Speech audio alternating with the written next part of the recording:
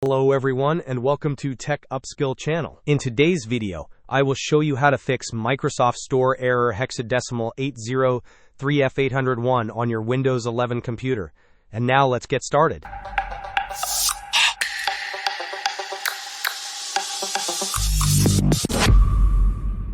We have a couple of effective solutions. First, let's try resetting the Microsoft Store application.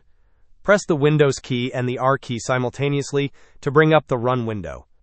In the text field, type WSReset and then press Enter. This action will automatically reset the Microsoft Store and then reopen it, which often resolves common issues. If resetting the store does not fix the problem, we can proceed to re-register the Microsoft Store. For this, you will need to use PowerShell with administrative privileges. First, search for PowerShell in your Windows search bar. Once it appears, right-click on it and select Run as Administrator. A new window will open. You will need to copy and paste a specific command into this PowerShell window. This command will re-register the Microsoft Store, and this step is highly effective in fixing persistent errors like hexadecimal 803f8001. Hope this was helpful. Don't forget to like and subscribe if you enjoyed. As always, thanks for watching, and I will see you in the next video.